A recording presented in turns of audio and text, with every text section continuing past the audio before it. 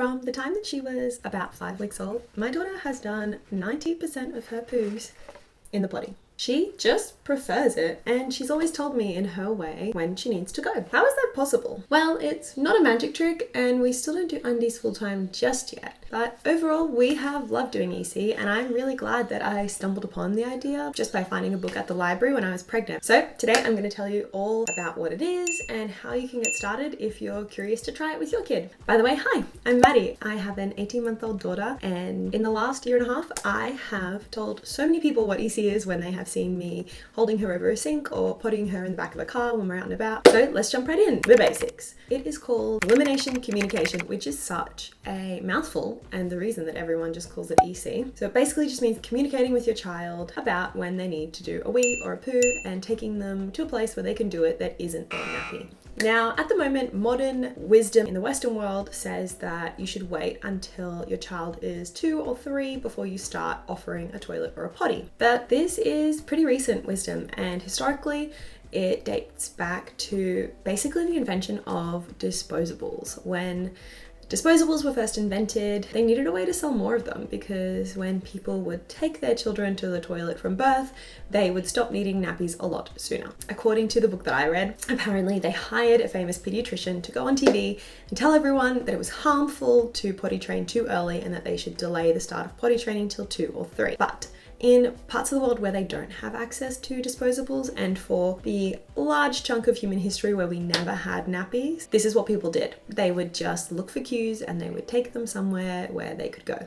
So hang on, we have nappies now. Why do people want to do this? Because it was what we did before disposables. Disposables aren't great for the environment because it strengthens the communication between you and your child. You understand another reason why they might be fussing. It can help your child be a lot more comfortable. Often young babies have a lot of digestive issues, and the same way that it's better for us to do a number 2 in a squatting position, the same is true of babies. So instead of lying on their back, just going in their nappy, sometimes they're a lot more comfortable if you kind of hold them in a squatting position. Some babies hate the feeling of being wet or soiled. I know my baby hated both. She would scream the second that she was wet or soiled. And the other reason people do it is because it can make that transition out of nappies a lot smoother, and it generally makes it happen a lot sooner.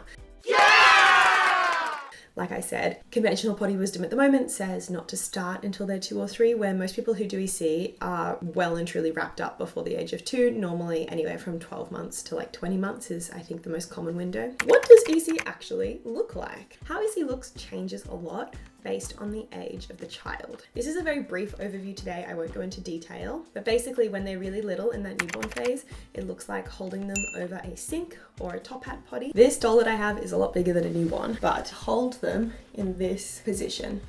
So you kind of rest their neck and their head and their back against your body, and you put your hand under their knees and you hold them over a sink or a potty or a toilet. The wee and the poo goes there. There are a million other positions that you can do, but that's the classic EC hold. That's what you generally do with newborns. You can also alter it so that you can breastfeed at the same time. Basically, when they're little, it looks like holding them over a sink or a top hat potty or a toilet, creating a sound association. So you'll often hear people who are doing EC when they're weeing, they go s, s, s. When they're pooing, they go That helps because once the association is created, you can cue a child to go before you get in a car or whenever else it is convenient for you to take them. And they know that it's an opportunity, and if they need to go, they'll go. I forgot to mention that the third thing that you do in the newborn phase is naked observation time, which is basically popping baby nappy free on the ground on a towel and noticing when they wee, so that you get to know how soon after eating or feeding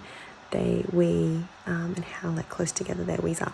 You don't have to do this, but if you want to learn a little bit about when to expect them to pee, you can watch when they're naked so you know when they go straight away. As they get a little bit older, it looks more like putting them on the toilet on a seat reducer or letting them go on the potty. Looking out for their cues again, reminding them to go at regular intervals, and dressing them in clothes that make it easy to offer lots of times. A lot of clothes for young babies, cute onesies and overalls, make it really difficult to undress them and dress them, and it makes it really hard for you to offer if you know they need to go. So dressing them in ways that it's easy for them to go is very key. Then as they become a young toddler, EC can look like teaching them, helping them learn how to take their clothes on and off, I know my daughter spent several months practicing walking backwards to sit on the potty because she didn't want me to put it there. She wanted to do it herself. And once she mastered that, she was so much more eager to go. And she would tell me when she wanted to go. It involves signing for them. There's a few different signs that you can do. I know American Sign Language, ASL, potty sign is this. In Auslan, toilet would be this.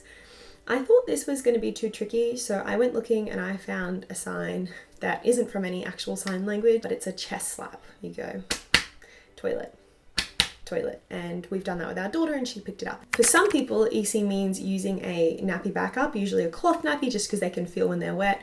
For some people, they just go completely nappy free from the very beginning. We personally used a backup because we were just feeling it out, seeing if we liked it, and I think we'd probably do that again just because we didn't want that kind of stress. But some people are confident and comfortable going nappy free from the start, and that's fine too. So when do you even do EC? You can do EC part-time or full-time.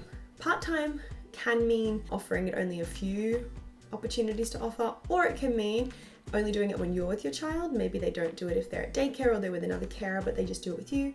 Some people only do EC at home, not out and about. Some people only do EC out and about, not at home.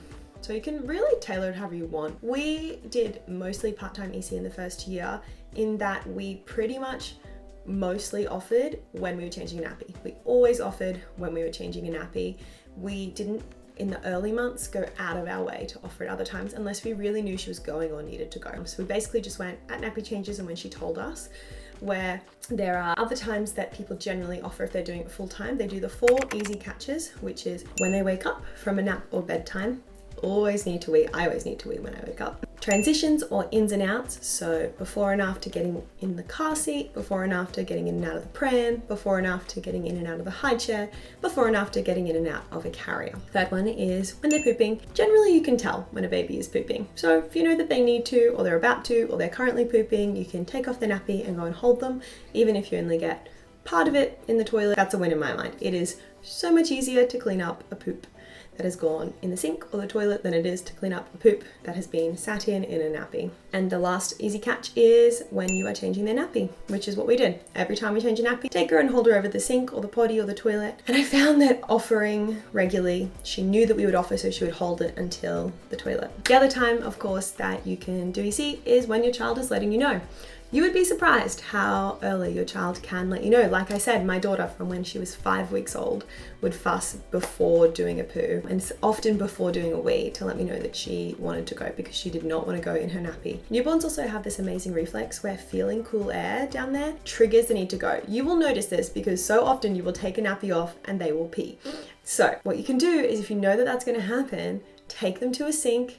If they haven't started on solids, or if they have started on solids, take them to a toilet with a seat reducer, or take them to a potty, take their nappy off there, pop them on, make it fun, sing a song, read a book, whatever you need, and they will go. Most of the time you'll be surprised that they will go and they will be so pleased because they see you using the toilet and they want to do it too. They want to do everything you're doing. That is honestly all you need to know to get started with EC. Literally, just offer, just start. If you have a newborn on you right now while you're watching this, if you see them fussing, just give it a go. You already know enough to get started just from the last 10 minutes of video. But where can you go if you want to know more? If you want to know more, this is how I learned about EC in great detail. The first book that I found, the one that I stumbled across at the library when I was pregnant, is called Nappy Free Baby by Amber Hatch. She is a British author. She talks a lot about the history at the start, which I found fascinating. But if you're not interested in it, just skip it, go to the practical stuff. But everything you need to know will be in her book. Or else I also ended up reading Go Diaper Free by Andrea Olson, simply because it was on Audible and my partner wanted to learn about it and he prefers audiobooks. I ended up reading that one twice. I referred back to it when we got into young toddlerhood and I was curious on how to ditch nappies and transition out of EC. Andrea Olson also has a podcast called Go Diaper Free and a website. So I found the podcast a really useful resource, and it's great because it's free. So you don't even have to buy a book. If you want to learn about it, you can just dabble in the podcast. It's been going for years, so there's a lot of episodes. You can find out about any specific topic you're interested in to do with EC, and I found it really, really helpful. So that's where you can go if you want to learn more. But honestly, I have to tell you, after reading all of those books, you have seriously learned enough from this video to get started. just start, just work it out. And then if you're running into any issues, that's when I would go to Andrea's podcast. Or if you're having any other troubles, if you have a stealth pooper or anything like that, definitely go to the podcast. Then you can look at a book if you're interested, but you just don't need it. I've told you enough here. 4 easy catches if you want to do it full time, or whenever works for you if you want to do it part time.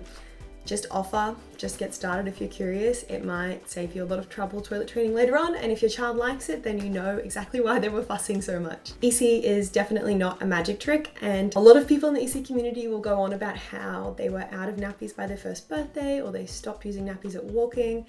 I think that those kind of statements are a little misleading because generally people are still using a backup around those ages. It's pretty rare for people to not be having misses at that point. So don't expect the world, but certainly I think it's worth doing. I think it helps you and your child communicate more, gives them an opportunity for independence at a time when they really want it, and just makes that transition a lot smoother and a lot easier. I will be talking more about my personal journey with EC, the whole roller coaster, in another video. For now, this channel is brand new, so if you learned anything today, please take a second to subscribe. And if you want to know why I'm here doing this channel at all, jump across to my Welcome to Parenthood video where you can learn why I'm here and what I'm doing. Thank you so much for being curious. You're an amazing parent just for being here. We'll talk soon.